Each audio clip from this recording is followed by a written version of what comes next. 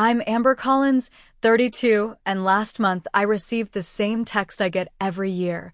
Sorry, honey, not enough space for you at the Lake Tahoe retreat this year. Hours later, I discovered my parents had invited 118 people, all 6 of my siblings with their families, in-laws, cousins, and even friends of friends. For years, I've been the forgotten child despite my successful design career. The pattern was clear. The exclusion was deliberate. This year, I decided, would be different. Before I continue my story, drop a comment letting me know where you're watching from and hit subscribe if you've ever felt like the family outcast. Trust me, you'll want to see how this ends. The Lake Tahoe family retreat wasn't just any vacation, it was a treasured tradition started by my grandparents, Eleanor and Robert Collins, nearly 40 years ago. When I was little, Grandpa Robert would tell stories about how he and Grandma fell in love with the crystal clear waters and towering pines during their honeymoon. One day, he'd say with a twinkle in his eye, "This will be our family's special place." True to his word, they purchased the sprawling lakefront property when I was just 6 years old. That property became the backdrop for countless childhood memories. I remember racing down to the private dock with my siblings every summer morning, our laughter echoing across the water. My oldest brother Jake would organize elaborate scavenger hunts throughout the 10-acre property, while my sisters Amanda and Heather would help Grandma prepare enormous family meals in the rustic open kitchen. The twins, Blake and Brian, were always getting into trouble climbing the tallest pines, and my youngest sister Lily was Grandpa's shadow, following him around as he tended to the gardens. But it was me that Grandpa Robert would take on special artist walks around the property. He'd notice my love for drawing before anyone else did.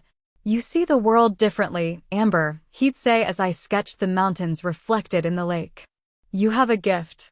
He'd set up a small easel for me on the wraparound porch, and sometimes he'd sit silently beside me for hours as I painted, offering gentle encouragement.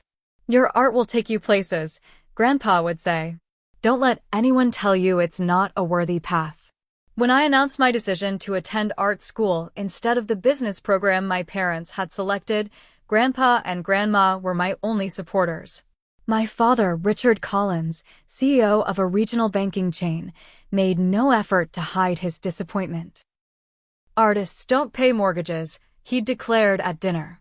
My mother, Patricia, always his echo, nodded in agreement. The summer after my sophomore year of college, both grandparents passed away within months of each other. Their absence left a gaping hole in our family, but they'd made certain their beloved Lake Tahoe property would continue bringing us together.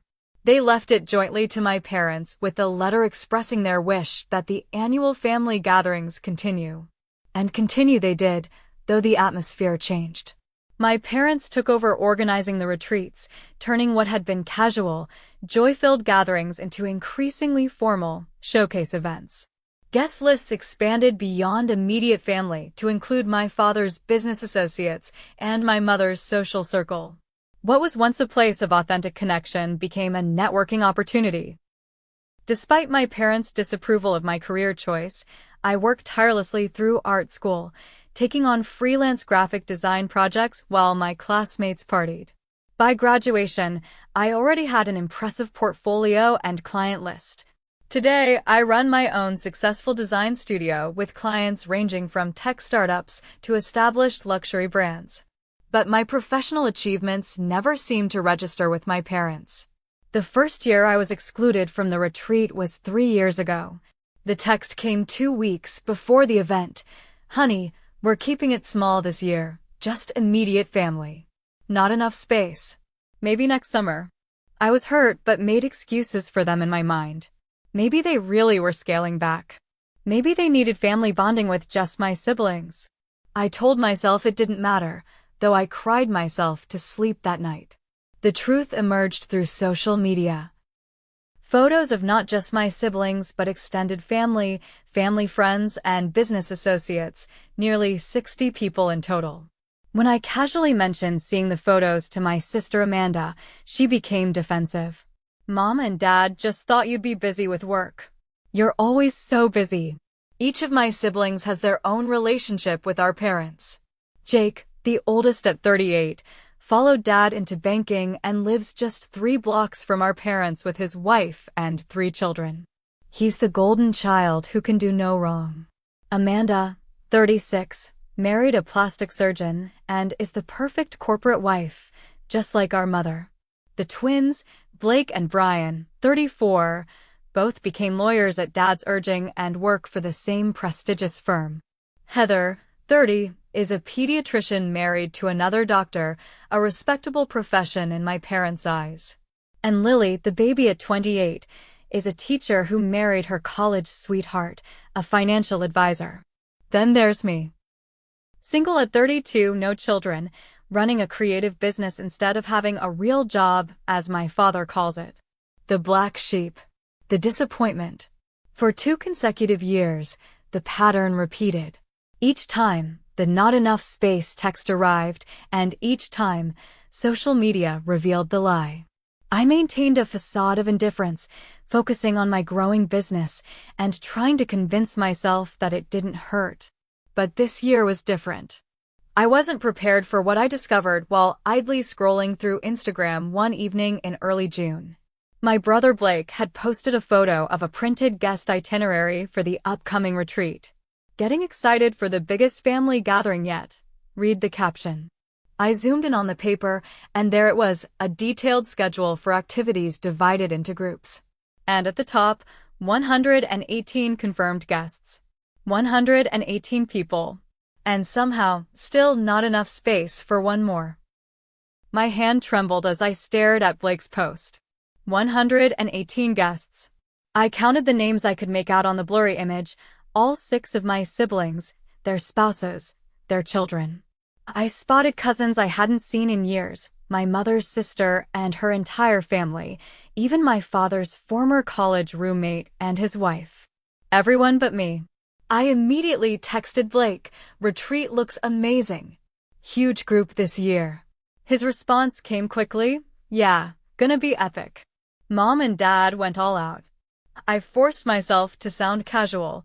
Wow, 118 people. Must be using every inch of the property. How do you know the exact number?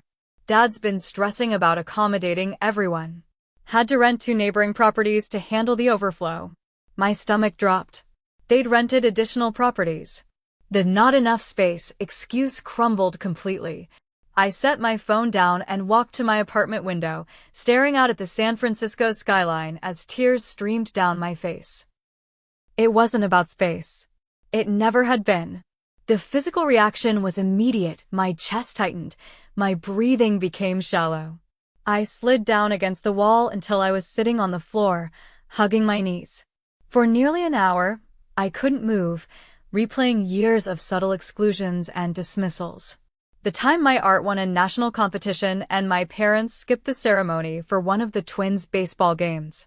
The Christmas when everyone received thoughtful gifts while I got a generic gift card. The family photos where I was positioned at the edge, easily cropped out. When I could finally move again, I called my best friend Grace. We'd met in art school and had been each other's support system ever since. She answered on the second ring. "They did it again," I said, my voice breaking. "The retreat?" "Oh, Amber." Her voice was soft with understanding. 118 people, Grace. They rented extra properties to fit everyone. That's beyond hurtful. That's deliberately cruel. Am I overreacting?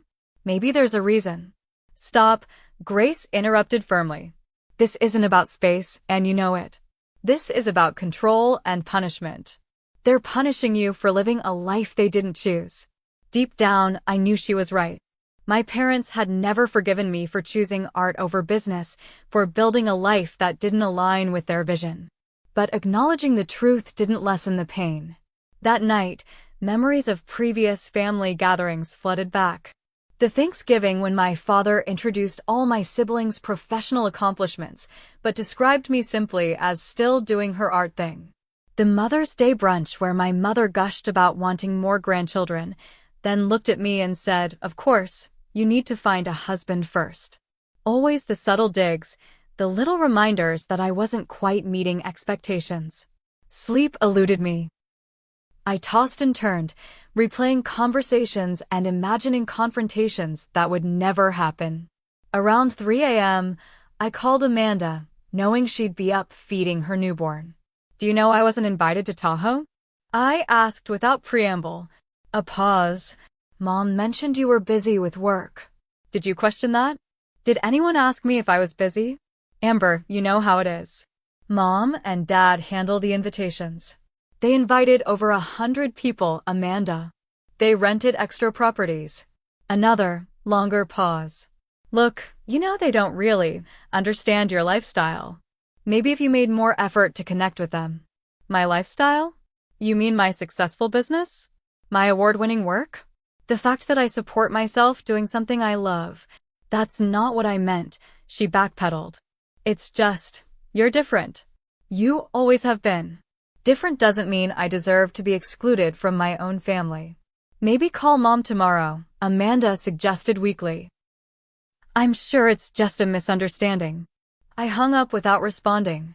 It wasn't a misunderstanding. It was a pattern, and I had been allowing it to continue. Morning came after a sleepless night, and with it, clarity.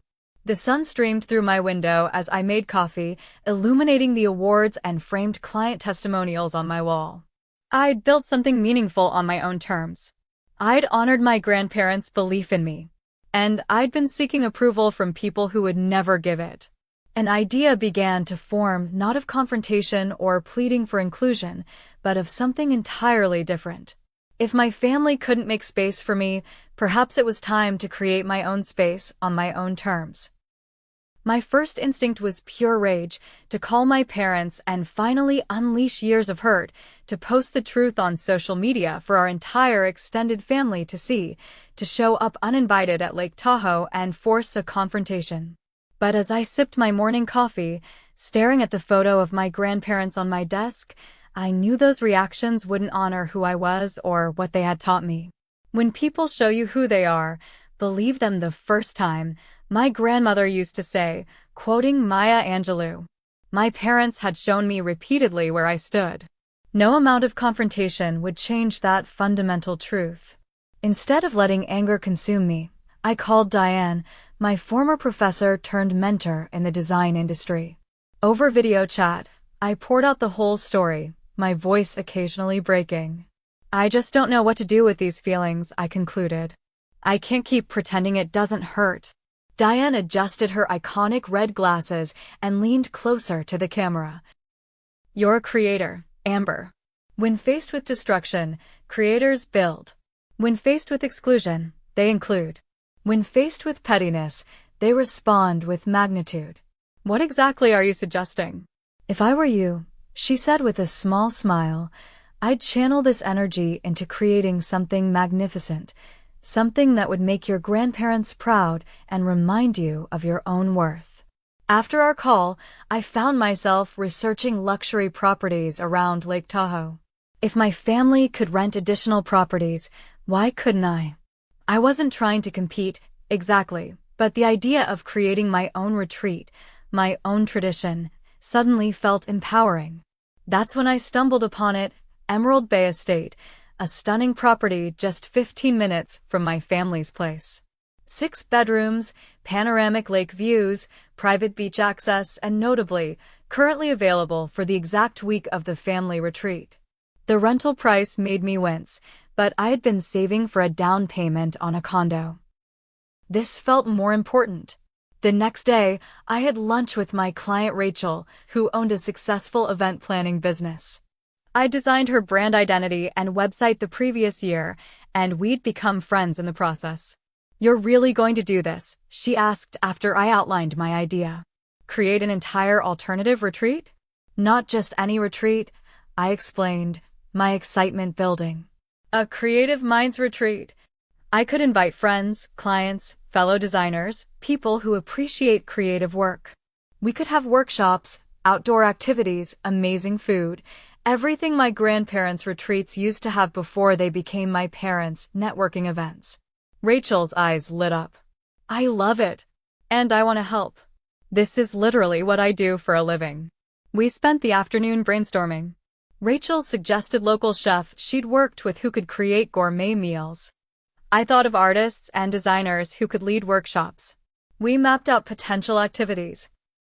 Sunset yoga on the deck, boat tours of the lake, hiking expeditions, evening bonfires with music and stories. You'll need a website and social media presence, Rachel said. Make it look professional, exclusive even. I can handle that part, I smiled, already envisioning the design. Over the next week, I secured 2 weeks of vacation time from my studio, transferred a significant portion of my savings to cover the initial deposit on the property, and created a stunning digital invitation. The invite list took careful consideration. Grace was first, of course. Then other close friends from art school and the design world. Clients who had become friends over the years. My roommate from college and her husband. After some deliberation, I also decided to invite Heather and Jake, my 2 siblings who had occasionally shown support for my career and who might appreciate the olive branch. With each name I added, my excitement grew. These were people who valued me for exactly who I was, not who they wanted me to be. People who celebrated my successes rather than diminishing them. People who made space for me in their lives. I built a website for the retreat, complete with stunning imagery of the property, detailed descriptions of the planned activities, and professional biographies of the workshop leaders I'd secured. I created private social media accounts that attendees could follow for updates. Everything was designed with the attention to detail and aesthetic sensibility that had built my reputation in the industry. Of course, doubts crept in during quiet moments. What if no one came? What if the people I invited saw it as a sad attempt to create a substitute family? What if the whole thing was a financial disaster that left me broke and embarrassed? But each time these thoughts surfaced, I reminded myself of what was at stake, my self-respect, my agency, my refusal to continue accepting exclusion as my due. I couldn't control my family's actions, but I could control my response to them.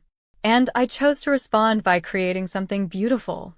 2 weeks after Blake's revealing Instagram post, I had confirmed 22 guests for my Creative Minds retreat, scheduled for the exact same week as my family's gathering. Heather had accepted with enthusiasm, writing, "This sounds amazing, Amber. So much more my speed than the formal family thing." Jake had declined with a kind note explaining that he couldn't miss the family event with his kids involved, but he appreciated the invitation. As I finalized the details, I felt something I hadn't experienced in relation to my family for years, not anger or hurt, but a calm sense of purpose. For the first time, I wasn't reacting to their exclusion. I was creating my own inclusion. Securing the Emerald Bay estate turned out to be just the first step in a process more complex than I'd anticipated. The property was magnificent, a modern architectural masterpiece with floor-to-ceiling windows that framed Tahoe's azure waters, a gourmet kitchen that would make any chef envious, expansive outdoor living spaces, and even a private dock with 2 boats available for use. But turning this stunning space into the retreat I envisioned required attention to countless details. Rachel became my co-conspirator, leveraging her event planning connections to secure services at friend rates. Together, we contracted a local catering company specializing in farm-to-table cuisine, arranged for daily housekeeping, and even hired a professional photographer to document the experience. "People should see what you're creating," Rachel insisted. "Not just your family, but everyone who's ever been made to feel not enough." Each day after finishing my client work, I'd spend evenings planning workshop materials and coordinating with the artists and designers I'd invited to lead sessions. Miranda, a celebrated ceramicist, would guide a pottery workshop on the property's back patio. Troy, a nature photographer, would lead early morning photo expeditions. Grace would conduct a session on creative journaling. I wanted the retreat to embody everything my grandparents had valued: creativity, connection, joy, and authenticity. I remembered how Grandpa Robert would organize stargazing nights on the dock, telling stories about constellations as we huddled under blankets. How Grandma Eleanor would arrange wildflowers from the property in mason jars placed throughout the house. These weren't expensive gestures, but they were thoughtful ones that made everyone feel special. The financial strain began to mount as deposits came due. I took on additional client projects, working late into the night to ensure I could fund the retreat without completely depleting my savings. There were moments when I questioned my decision. Was I taking this too far? Was I overreacting to years of exclusion by pouring thousands of dollars into what might seem like a petty response? But then I'd receive an excited message from one of my invited guests expressing how much they were looking forward to the retreat, and my resolve would strengthen. This wasn't about spite. It was about creating joy where there had been hurt. 1 week before the retreat, disaster struck. The catering company called to inform me that they had double booked and could no longer service our event. I sat on my apartment floor surrounded by welcome basket supplies I'd been assembling, fighting back tears of frustration. I can't believe this is happening, I told Grace over the phone. What am I going to do? 22 people expecting gourmet meals for 5 days, and suddenly no chef. Breathe, Grace said calmly. This is fixable. Let me make some calls. Within hours, Grace had connected me with Sophia, a personal chef who had trained at the Culinary Institute of America. She was between jobs and available for the entire week. After reviewing the menus I'd planned, Sophia suggested refinements that would actually improve the dining experience. What had seemed like a disaster had turned into an unexpected upgrade. The day before guests were set to arrive, I drove up to Lake Tahoe with my car packed to the brim with supplies.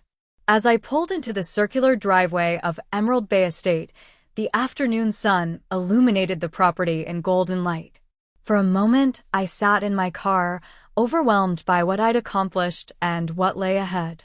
The property manager gave me a tour, explaining the features of the house and handing over the keys. When he left, I stood alone in the great room, gazing out at the lake through the enormous windows. This space was mine, at least for the next week, and I had the power to fill it with whatever energy I chose. I spent the afternoon preparing welcome baskets for each guest. Into large market baskets, I placed locally made soaps, small bottles of California wine, artisan chocolates, custom journals with the retreat logo I designed, and handwritten notes thanking each person for being part of my life. For Heather's basket, I added a photo I'd found of the two of us as children, painting together on Grandpa's porch. As I arranged the baskets in each bedroom, my phone buzzed with a text from my mother. Hope you're enjoying your summer, honey. Anything special planned for next week? The text confirmed what I already knew. They hadn't even noticed that I was aware of being excluded. They expected me to remain ignorant, to accept the lies without question. Instead of responding, I took a photo of the sunset view from the deck and posted it to my Instagram with the caption, "Let the creative minds retreat begin." #emerging from the shadows. I knew my siblings followed my account. I knew word would spread. And for once, I didn't care. I was done hiding my hurt and pretending their actions didn't affect me. I was stepping into the light. The first guests arrived just before noon the next day. Grace pulled up in her vintage Volvo, followed closely by Troy and his partner David. Their reactions as they entered the property validated every dollar spent and hour invested. "Amber, this is unbelievable," Grace gasped, taking in the soaring ceilings and lake views. "You've outdone yourself." Throughout the afternoon, the remaining guests trickled in. Some I hadn't seen in years, and our reunions were filled with genuine warmth. Everyone marveled at the property, the welcome baskets, the detailed itinerary I'd created for the week ahead. The energy in the house built with each arrival, creating exactly the atmosphere I'd hoped for: creative, expectant, joyful. Sophia, the chef, arrived with assistants and began preparing our welcome dinner as I showed guests to their rooms and helped them settle in. By sunset, all 22 participants had arrived, including my sister Heather, who pulled me into a tight hug. "This is incredible," she whispered. "I had no idea you were planning something so amazing. Did anyone else in the family notice my Instagram post?" I asked quietly. Heather's expression turned slightly uncomfortable. Mom asked if I knew anything about it. I just said I'd be seeing you this week. I nodded, appreciating her discretion. Thank you for coming. It means a lot. Our first dinner exceeded all expectations. Sophia served a multi-course meal featuring locally sourced ingredients, each plate a work of art. We dined at a long table on the deck, string lights twinkling overhead, the conversation flowing as freely as the wine. I stood to welcome everyone officially, my heart full as I looked at the faces of people who had chosen to be there, who had made space for me in their lives. To creativity, to connection, and to creating our own traditions, I toasted, raising my glass. As the evening progressed, I noticed guests taking photos and posting them on social media. By morning, my phone was buzzing with notifications, not just from retreat participants sharing their experiences, but from family members who had suddenly realized what I was doing. The first text came from Blake. That place looks incredible. What's this retreat thing about? Then Amanda. Mom's asking why Heather is with you and not at the family gathering. Just FYI.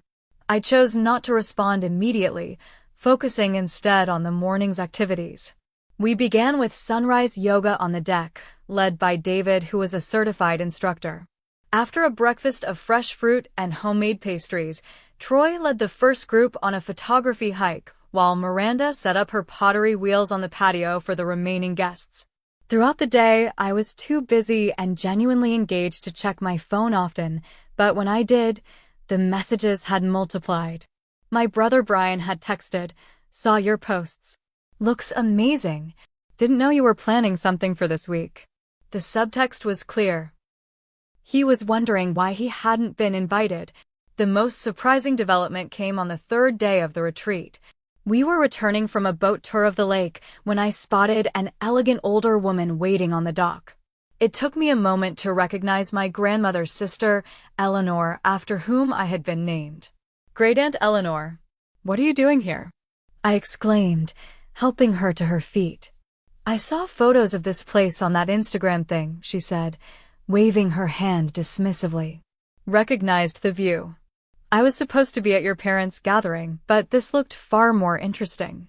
At 84, Great Aunt Eleanor had always been the family rebel, traveling the world as a journalist when most women of her generation were expected to stay home.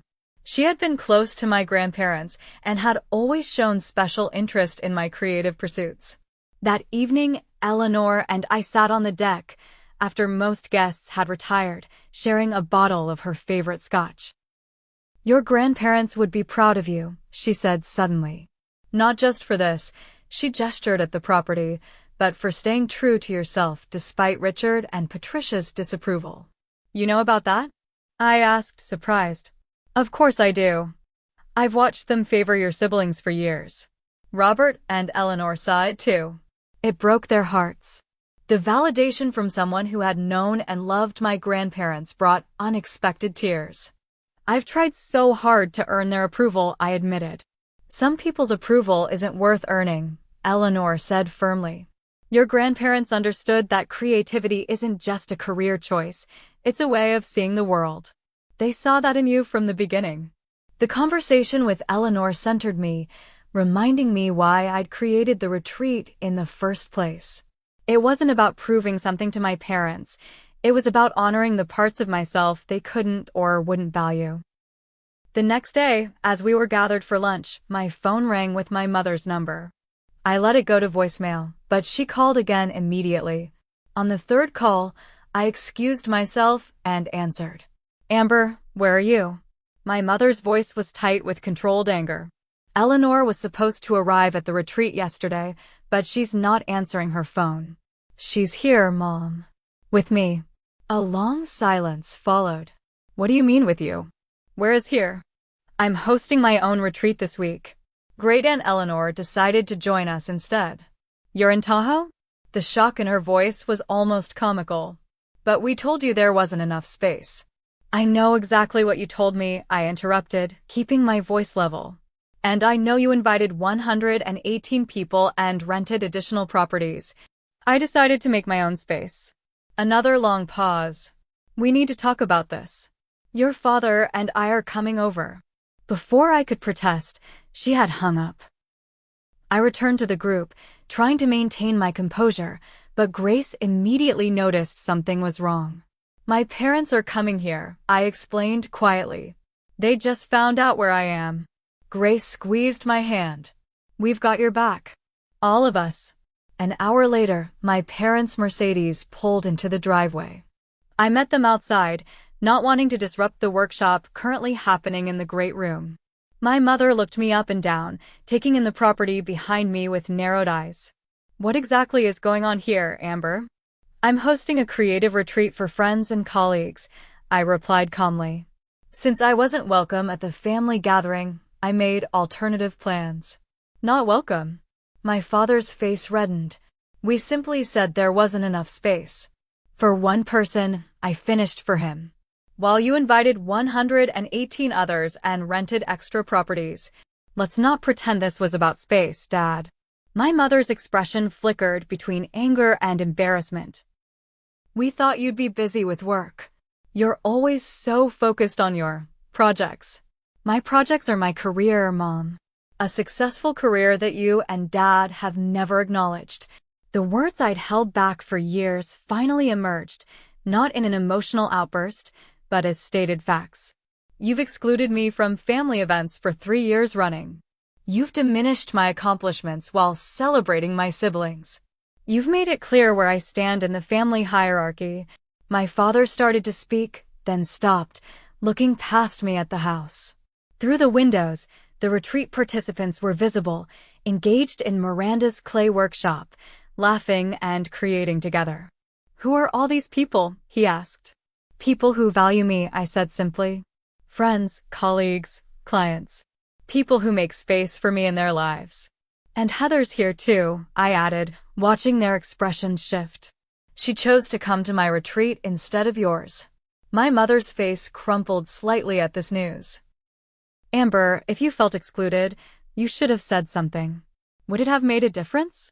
I asked quietly. For the first time in my adult life, I saw my father at a loss for words.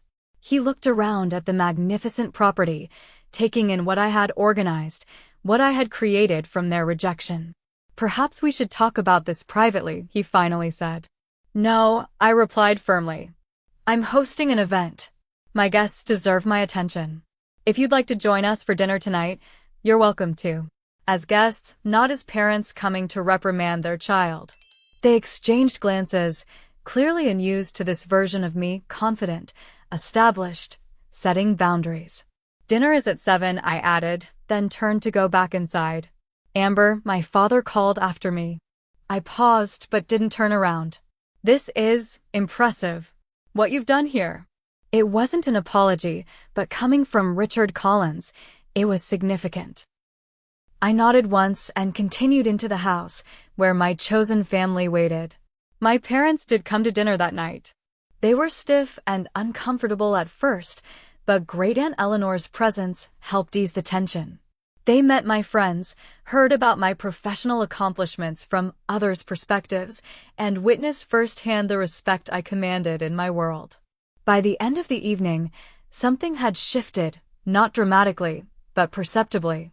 As they were leaving, my mother said, "Next year, we'll make sure there's space for you at the family retreat." I smiled politely but made no promises. I had created something too valuable to abandon. Over the next 2 days, texts trickled in from my siblings. Reactions were mixed. Brian seemed offended he wasn't invited, while Lily was simply confused.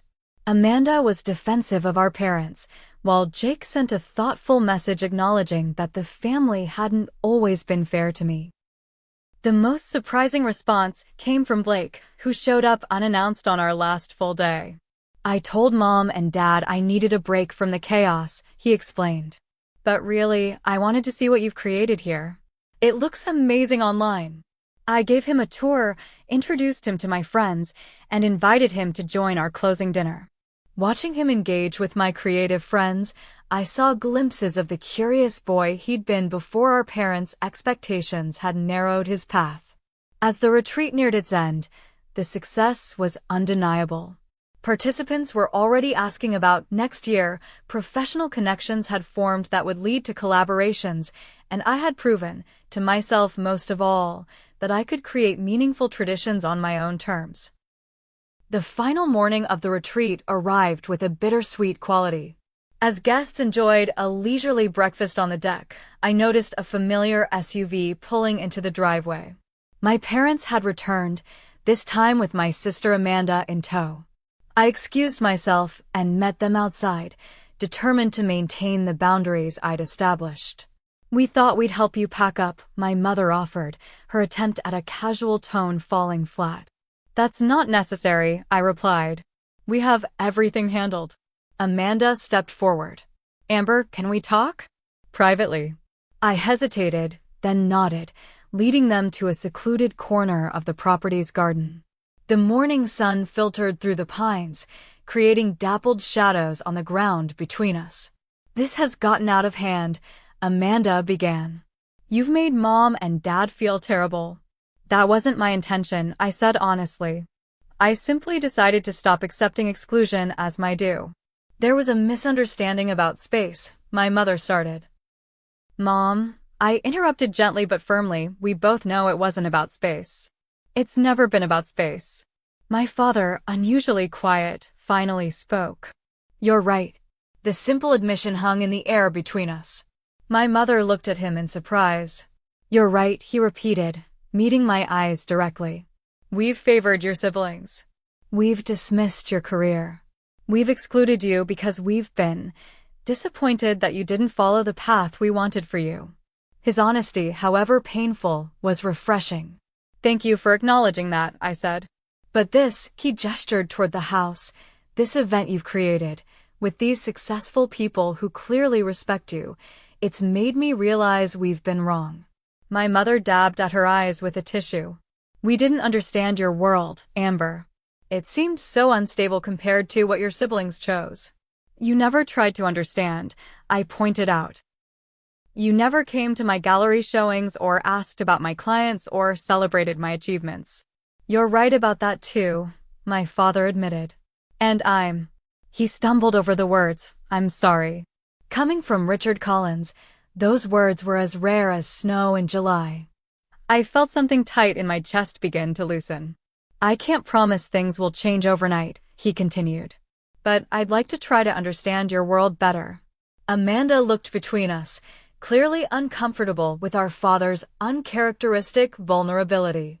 "So, will you come to the family retreat next year?" she asked, attempting to move past the emotional moment. I considered her question carefully. "I'm not sure. I might host my own retreat again. It's been healing. Perhaps we could coordinate the dates," my mother suggested. "So they don't conflict. You could attend both, or at least part of each." It was a small olive branch, but a genuine one. "I'd consider that," I replied. At that moment, Grace appeared at the garden entrance. "Sorry to interrupt, but we're ready for the closing circle whenever you are." "I'll be right there," I told her, then turned back to my family. "You're welcome to join us for our closing ceremony if you'd like." As participants, not observers. To my surprise, my father nodded. "We'd like that." As we walked back to the house, Amanda whispered, "Blake hasn't stopped talking about yesterday. He said it was the most relaxed he's felt in years." The closing circle was a tradition I'd borrowed from my art school days, a chance for participants to share reflections on their experience. We gathered in the great room, sitting on cushions in a circle, each person taking turns to speak. When it came to my parents' turn, my father cleared his throat awkwardly. "I'm not much for public speaking unless it's about quarterly projections," he began, eliciting gentle laughter. "But I want to thank Amber for allowing us to be part of this. It's opened my eyes to a world I didn't understand before." After the ceremony, as guests began to pack and exchange contact information, my parents pulled me aside. "We'd like you to come to dinner next week," my mother said. "Just us. To talk more." I agreed, but added, "I need you to understand something. I'm not going to change who I am or what I do to earn your approval. That's not on the table." We know, my father said, surprising me again. Maybe it's we who need to change. After they left, I rejoined my guests for our final lunch. Great Aunt Eleanor sat beside me, her eyes twinkling with mischief and wisdom. You know, she said, taking a sip of her iced tea, sometimes the family you create is more important than the family you're born into. I looked around at the table filled with people who had chosen to spend a week supporting and celebrating each other. I think you're right. But, she added, patting my hand, it's nice when both can coexist. Give them a chance, Amber. Not for their sake, but for yours. As guests departed throughout the afternoon, the house grew quieter. Heather was among the last to leave, pulling me into a tight hug. This was transformative, she said. I've been so caught up in meeting Mom and Dad's expectations that I forgot what it feels like to just create, to play, to connect authentically. You're welcome at my table anytime, I told her. Blake had extended his impromptu visit and helped load the last of the supplies into my car. As we closed up the house, he said, I'm sorry, Amber. For what? For not seeing what was happening to you. For going along with it. I looked at my brother, really looked at him, and saw not the corporate lawyer our parents had molded, but the boy who used to build elaborate sandcastles with me at the lake. Maybe we can all do better moving forward, I suggested. By sunset, I was alone on the deck of Emerald Bay Estate, watching the golden light fade from the water. The retreat had been a success beyond my expectations, not just professionally or socially, but personally. I had transformed exclusion into inclusion, rejection into creation, hurt into healing. I didn't know what would happen with my family moving forward. Decades of patterns couldn't be undone in a single weekend.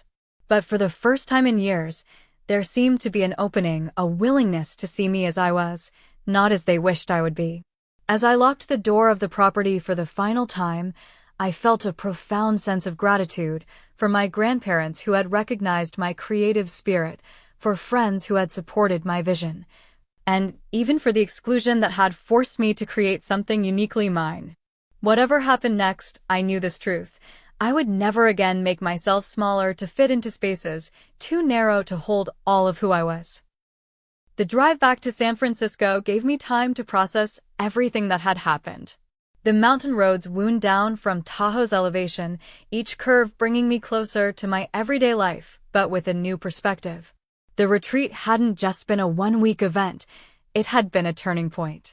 When I arrived home, my apartment felt different, not physically, but energetically. The space that had witnessed my tears of exclusion now held the confidence of someone who had transformed rejection into creation. I unpacked slowly, each retreat item. The leftover welcome basket supplies, the printed itineraries, the group photos, a tangible reminder of what I'd accomplished. The responses from guests began flooding in the next day. Email after email expressed gratitude, described creative breakthroughs, and asked about next year's retreat. Troy wrote that he'd secured a major photography exhibition after showing his Tahoe shots to a gallery owner. Miranda mentioned that 2 retreat participants had commissioned large ceramic pieces for their homes. Grace called to say she'd already started a group chat for Creative Minds Retreat alumni. What had begun as a response to exclusion had become something with a life of its own, a community, a tradition, a testament to the power of creating your own table when you're not offered a seat at someone else's. The promised dinner with my parents came the following week. I arrived at their San Francisco home with cautious optimism but firm boundaries. The conversation was awkward at times, with decades of patterns not easily broken, but there was an undeniable shift. My father actually asked questions about my business, real questions that suggested genuine interest. My mother showed me a ceramic bowl she'd purchased from a local artist, seeking my opinion on the glazing technique. We've been talking, my father said over dessert, about the family retreat. I waited, expecting them to press me again about attending next year. We think it's gotten away from what your grandparents intended, he continued. Too many people, too formal, too networky. Next year, my mother added, we're scaling back. Just immediate family. The way it used to be. I nodded, appreciating the gesture but not ready to commit. That sounds nice. And my father cleared his throat. We'd like to come to your retreat next year. Just for a day or two. If that would be all right. To see your world more fully. The request surprised me. Richard and Patricia Collins voluntarily entering a space filled with artists, designers, and creative entrepreneurs. It wasn't an apology for years of exclusion, but it was a step toward understanding. I'd like that, I said simply. The weeks that followed brought healing conversations with some siblings and continued tension with others. Heather and I began meeting weekly for coffee, reconnecting as adults in a way we never had growing up.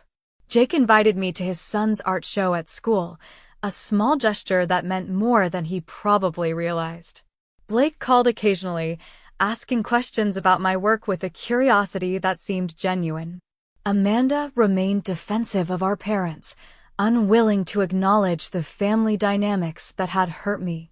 Brian and Lily kept their distance, perhaps unsure how to navigate the shifting family landscape. I accepted these varied responses, understanding that each sibling had their own relationship with our parents and with me.